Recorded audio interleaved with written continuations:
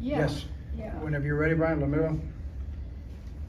I wouldn't normally discuss media rumors about me, but I felt the need to publicly address what exactly this reporter for the Washington Post has been doing the past several years, and the lengths he has gone to try and put a hit piece together.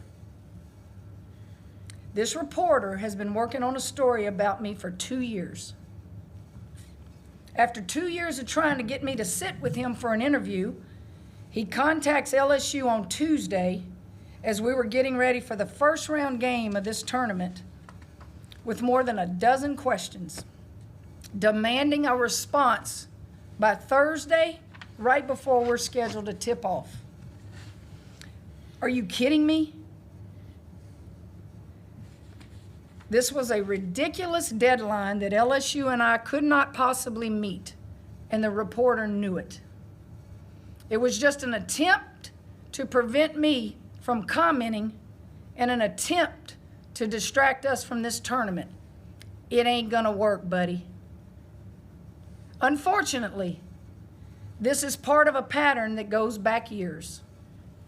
I told this reporter 2 years ago that I didn't appreciate the hit job he wrote on Brian Kelly, and that's why I wasn't going to do an interview with him. After that, the reporter called 2 former college coaches of mine and left multiple messages that he was with me in Baton Rouge to get them to call him back, trying to trick these coaches into believing that I was working with the Washington Post on a story. When my former coaches spoke to him and found out that I wasn't talking with the reporter, they were just distraught. And they felt completely misled.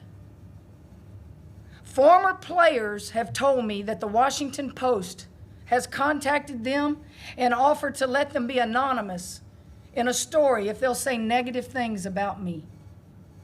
The Washington Post has called former disgruntled players to get negative quotes to include in their story. They're ignoring the 40+ years of positive stories that people or they have heard from people about me.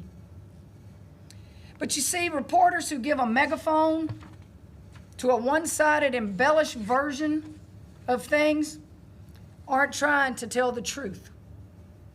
They're trying to sell newspapers and feed the click machine.